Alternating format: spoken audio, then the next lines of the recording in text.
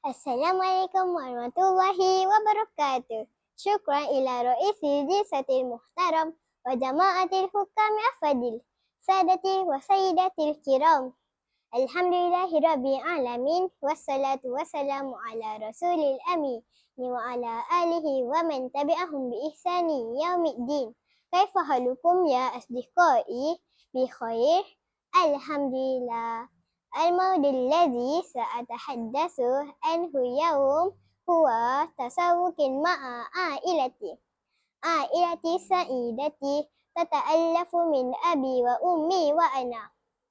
كل يوم يذهب أبي وأمي للعمل في ساعات العمل وأنا أذهب إلى مدرسة، ومع ذلك نحن دائما نقضي وقت معا، خصوصا في نهاية الأسبوع. في الأسبوع الماضي أخذنا أبينا بالكامل التسوق في سوق رائع في المدينة. هل ذهب أصدقاؤكم يوما إلى السوق الكبير؟ هناك مجموعة متنوعة من المتاجر مثل محلات الطعام ومحلات الألعاب ومحلات الملابس ومحلات الأجهزة الكهربائية وغيرها. لقد ذهبنا إلى محل لبيع الملابس كبير ومشهور جدا.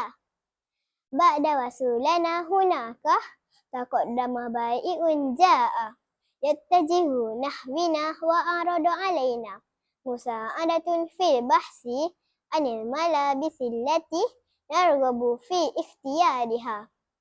أولاً أراد أبي بحث عن بعض الملابس لارتدائها في عمل، لذا اقترح البائع بعض القمصان والسراويل للطاولة والأحزمة والربطة العنق.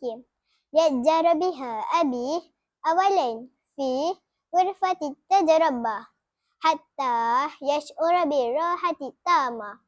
شعرت بإعجاب الشديد عندما رأيت جمال الثياب التي اختارها أبي. كانت إطلالتي تبدو مرتبة ونظيفة متماشية مع حديث النبي صلى الله عليه وسلم: إنكم قديمون على إخوانكم فأصلحوا رحالكم وأصلحوا لباسكم حتى تكونوا كأنكم شامة في النيس. بعد انتهاء شراء ملابس أبي أرادت أمي أيضا شراء خمار جديد. اقترح البائع عدة أمثلة من تصاميم الحجاب الأحدث لتختاري منها ما تريد. جربت أمي عدة أنماط من حجاب باو الحصر الجميلة الجدا والتي تغطي الزينة. ثم ذهبنا إلى قسم الملابس للأطفال. اختارت أمي عدة فساتين مسلمة للبنات بالإضافة إلى الأحذية مع جوارب. ثم طلبت مني تجربتها في غرفة التجربة. بدت أمي سعيدة وراضية عندما رأت ملابسي التي جربتها دون تضييع الوقت. أخذت أمي ملابس إلى مكتب لدفع. في النهاية أخرج أبي محفظته من حقيبته ودفع ثمن جميع ملابس الجديدة لعائلتي.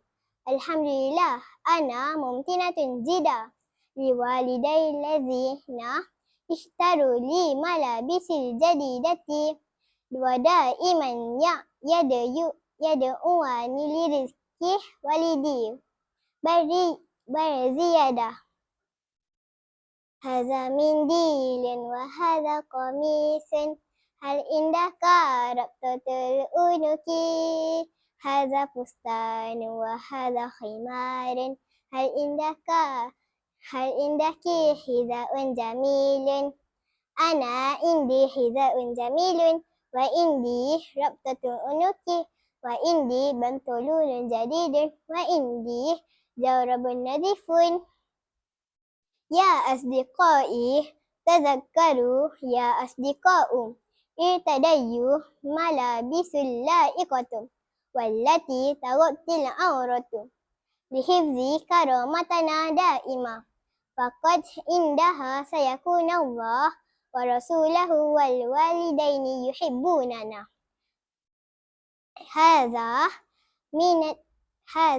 هذه من الشكر جزيلا